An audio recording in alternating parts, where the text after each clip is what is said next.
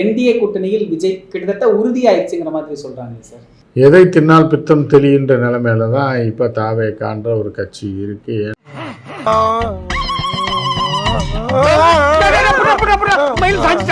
ஏன்னா அவர்களுக்கு அரசியல் அனுபவமும் கிடையாது, ஆட்சி செய்யக்கூடிய அனுபவமும் ஆட்சி செய்த அனுபவமும் கிடையாது, அரசியல் அனுபவமே முதல்ல கிடையாது. ஏதோ ஒரு பேரில் ஆரம்பித்து ஏதோ ஒரு குட்டாம்போக்கில் போயிட்டுருக்காங்க. ஏன்னா அது இதில் சொல்லுவாங்க சித்தம்போக்கு சிவம்போக்குன்னுவாங்க. அந்த மாதிரி ஏதோ ஒரு போக்கில் போயிட்டுருப்பான்னு பழமொழி சொல்லுவாங்க. அந்த மாதிரிலாம் அந்த மாதிரி என்னென்னா அப்படியே ஒரு கட்சியை ஆரம்பித்தாங்க, போனாங்க. திமுக தான் ஆளுங்கட்சி, அப்போ அதை எதிர்த்தோம்னா நம்ம எதிர்கட்சி அப்படின்னு அவங்களாம் நினச்சிக்கிட்டு மீதி யாருமே இல்லை ஆட்டைக்கு சேர்க்க மாட்டோம் அப்படின்னு அவங்களா சொல்லிக்கிட்டு அதிமுகவை மதிக்கிறது. எவனையும் மதிக்காமல் அவன் பாட்டுக்கு என்னத்தையோ கொள்கை தலைவர்னு ஏதோ ஒரு 10 ஃபோட்டோ எக்ஸிபிஷனில் வாங்கி வச்சுக்கிட்டு இவங்களாம் ஒன்று நடத்திட்டு இருந்தாங்க. இப்போ அவங்களுக்கு தேர்தல் நெருங்க நெருங்க நெருக்கடிகள் அதிகமாக வருது. குடும்பத்திலேருந்து வருது, பர்சனலாகவும் வருது, அவனுடைய லைஃப் ஸ்டைல்லேருந்து வருது, அரசியல். ஸோ அந்த மாதிரி தான் இப்போ தாவேக்காருக்கு உள்ள தீய வச்சு விட்டாங்க. வச்சு பார்த்தாலே தெரிகிறதா இவங்க எந்த பக்கம் ஓடுவான் அப்படின்றது தெரியாமல் தான் இருக்காங்க. எந்த பக்கம் வேணாலும் ஓடும், பாத்ரூம்குள்ளே கூட புகுந்து அங்கே உள்ளே போய் படுத்துக்குவாங்க. பேச்சுவார்த்தை நடந்து கொண்டே தான் இருக்குது. பேச்சுவார்த்தை என்னென்னா அவங்க மிரட்டி கூப்பிடுவாங்க. பேசலாம், இவங்கெல்லாம் மரியாதை கொடுத்து பேசி வாங்கப்பா பேசலாம் கூட்டணிலாம் கேட்குறாங்க. சிபிஐ இருக்குது, அது இருக்குது, போலீஸ் இருக்குது, எல்லாத்தையும் இருக்குது, துணை ராணுவ படை இருக்குது.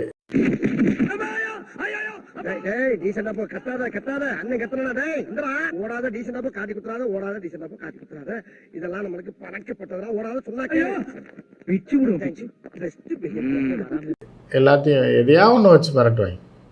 கோர்ட் இருக்குது, எதையா ஒன்று வச்சு மிரட்டி வரையா இல்லை ஜெயிலுக்கு போறியான்னா என்ன பண்ண சோலி முடிச்சு. ஆட்சி அதிகாரம் மத்திய அரசு கையில் இருக்குது. ஸோ அப்படி தான் போயிட்டுருக்காங்க. மிரட்டி தான் கூப்பிடுவாங்க தவிர இதெல்லாம் பண்ண மாட்டாங்க. விஜய்க்கு அரசியல் ரீதியாக நெருக்கடியான சூழல். விஜய் ஏதாவது ஒரு முடிவு எடுத்தே ஆக வேண்டும். இப்பவே கண்ணை கட்டுது வச்சிருக்கான்னு வைங்களேன், கடத்தி கொண்டு போய் வச்சுட்டு உன்னை கொல்றதா இல்லை நீ ஓடி போயிடுறியா அப்படின்னு கேட்டால் அவன் என்ன பண்ணுவான், ஓடி போயிடுறேன்னுவான். ஆனால் இது எப்படின்னா பாஜகவோட நெருக்கடி எப்படின்னா, ஒரு பாட்டிலில் விஷம், தூக்கு கயிறு, கத்தி, துப்பாக்கி 3ஐயும் வச்சுட்டு நீ எப்படி சாக விரும்புகிற, மருந்து குடிச்சு சாகிறியா இல்லை தூக்கு போட்டு சாகிறியா, துப்பாக்கியில் சுட்டு சாகிறியா, ஆனால் மொத்தத்தில் நீ சாக போகிற அப்படின்னு 3 ஆப்ஷன் கொடுப்பாங்க. இதுதான் பிஜேபி விஜய் கொடுக்குற ஆப்ஷன். நீங்கள் நினைக்கிற மாதிரி சாகரியா ஓடி போயிறியான்னா விஜய் ஓடி போயிடுவாப்புல. இந்த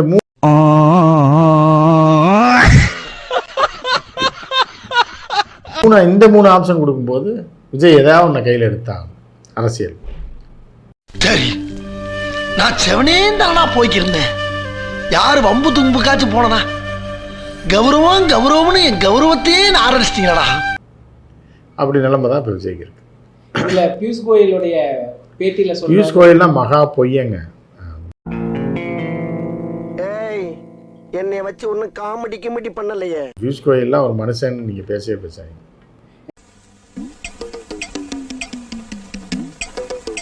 ஏன்னா அவர்கிட்ட கேட்குறாங்க விஜய் வருவாரா அப்படின்னு. எடப்பாடி பழனிசாமி தான் முடிவு செய்யணும் அப்படிங்கிறாரு. வரலன்னு சொல்லலை. இப்போ எடப்பாடி பியூஷ் கோயலுக்கு என்ன நடக்குதுன்னே தெரியாதுங்க. எல்லாரும் விஜய் யாருன்னே தெரியாது. தம்பி காமெடி வேண்டாம், நான் சொல்லிட்டேன். நான் காமெடி பண்ணாதன்னு சொல்லியிருக்கேன். நான்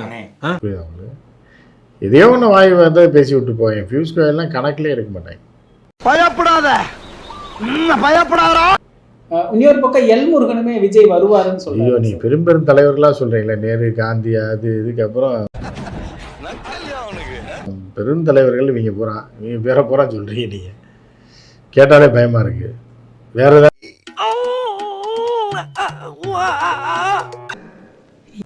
இந்த மாதிரி ஆளெல்லாம் நீங்கள் கேட்டீங்கன்னா என்ன பதில் சொல்ல முடியும்? இதுக்கு அடுத்து டிடிவி தினகரன் அவர்கிட்டையும் விஜய் உங்க கூட்டணிக்கு வர்றதான்னு கேட்குறாங்க. அவர் வந்தா பலம் அப்படிங்கிறாரு. இதுல யாரு பார்த்துருக்குறாங்கன்னு ஒரு கேள்வி வைக்கிறாங்களே சார்.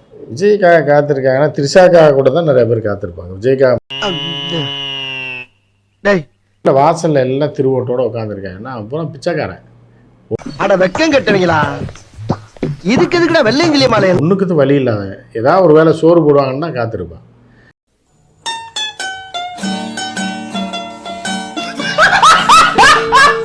வசதியானவன் அப்படி காத்திருப்பான். நான் கோயிலில் போய் அவன் போவான், சாமி தரிசனம் செய்வான், சர்ச்சுக்கு போனான்னா பிரார்த்தனை பண்ணிட்டு வந்துடுவான்.